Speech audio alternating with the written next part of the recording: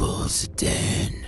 This place is super viral. I finally made it here to go scuba diving, so let's go. We traveled from Atlanta, Georgia to come down here to Devil's Den, which is in Williston, Florida. And we found this really great Airbnb that was across the street from this place. So it was perfect, and look how picturesque it is. We had 3 family members with us that were getting certified, so we were super excited that this was the location they picked for their checkout dive. I was intrigued by this part of the park, but unfortunately it was drained and closed. So this is going to be worth a trip to come back and swim this, because this looks absolutely beautiful, even drained. And here's the famous entrance that we've all seen on TikTok. So if you've ever wondered where the name comes from, this is a sinkhole, and early settlers saw steam coming out of it, and they were like, this is the Devil's Chimney. This is Matt and Sam walking in. They're about to go do their final checkout dive. This is my boyfriend's brother and wife, and then his daughter is also getting certified, and she is 12 years old. The youngest certification you can do is 10, so she is pretty cool because she crushed her checkout dives.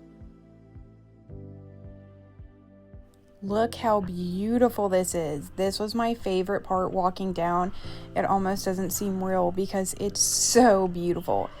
From the top, it looks like you're going to be swimming in a toilet bowl, but once you go underneath the water, it's actually like an inverted mushroom shape, and so it actually extends down further than what it appears to be, and the deepest part is 54 feet. We were losers and forgot to charge our GoPro, so don't be like us. We got 17% battery on this one, so... Thankfully, Matt remembered to charge his GoPro and had a spare battery. What a good new scuba diver. So the footage we have is from him. The water stays 72 degrees year round. Sounds warm. We were only slightly chilly, so it wasn't too bad. Reservations are required to come here. Make sure you do that in advance. You can't have anybody that's just a loose swimmer. You do either have to scuba dive or snorkel, so keep that in mind when you're making your reservations.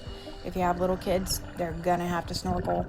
It's $48 for you to dive here for a day pass, and then it's $25 for snorkeling, so their prices are reasonable.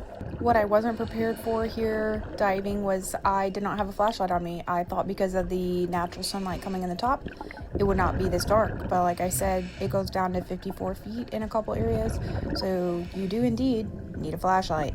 Our dive instructor, Robert, recommended we get a Windfire dive light. You can get those off of Amazon for $40. I think the model is TS08, and I love it. It's great. He let me borrow his for this dive, so very grateful. We only saw a couple of fish here. There's one, and then there's a couple other big ones, but don't expect to see a lot of wildlife in here. So there is a cave system in here, but they say there's absolutely no cave diving in here. You cannot go past any of the signs, and there are different areas where you can see where it's prohibited. There's a bunch of swim through areas that you can go through. A lot of them are pretty tight. I get a little claustrophobic with this stuff. This is our friend Paul that we're diving with. We actually got certified with him, and we were lucky enough to have him come on this dive with us. He actually is a pilot and owns his own plane, so he's got way more cool points than us. So here I am finally showing up behind Paul. It's me with the kitty cat ears. They are much more adventurous than me, and they like the tight spats, and so I just kind of had to navigate my way through behind the guys.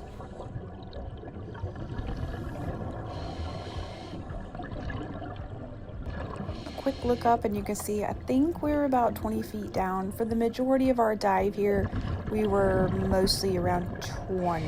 I'm pretty sure 20 feet. And the deepest that I went was only 38. One mistake I know I made is when we were around in this deeper area, I really forgot about my buoyancy changing as we got lower than what we had been swimming, and I did not adjust my air. And I remember I kept sinking down, and I just didn't think about adding more air in my BC. So do pay attention in here. Your buoyancy is definitely going to change as you're swimming around. Brian is a great dive partner to me because he always makes me push myself, but in the best way possible, and he never forces me to do something I don't do. So yeah, if I have, death grip, then, just working through stuff. Hi. This is Matt and Sam after they finished some more of their skills, and they were just about to get certified. And right over here, that's Robert, that's our instructor. He's awesome. We love him.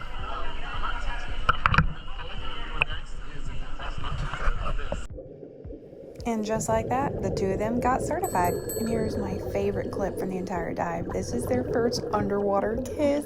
How cute. Remember, y'all, stay safe so you can dive another day.